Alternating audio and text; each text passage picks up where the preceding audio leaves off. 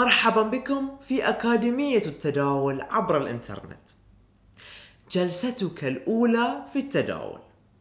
إذن مررت بكل التعليم واخترت وسيطك وجربت الحساب التجريبي. أنت الآن تعتقد أنه يمكنك بدء التداول بشكل حقيقي. إذن ما الذي يجب أن تفعله في خطواتك الأولى؟ انتقل إلى موقع الوسيط واضغط على زر تسجيل أو فتح حساب.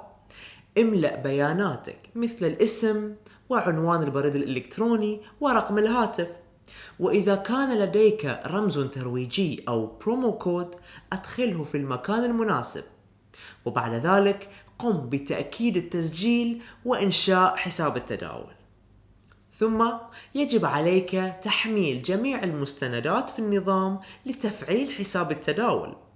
بالنسبة للوسطاء المرخصين فهذه هي: أولا إثبات الهوية مثل بطاقة الهوية أو جواز السفر أو رخصة القيادة، وإثبات الإقامة على سبيل المثال فاتورة الكهرباء أو الكشف المصرفي أو الرهن العقاري.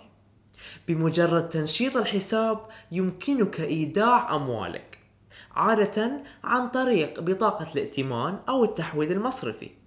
يعتمد الحد الأدنى للإيداع على متطلبات كل وسيط. ثم يمكنك تنزيل وتثبيت منصة التداول MT5 على جهاز الكمبيوتر الخاص بك.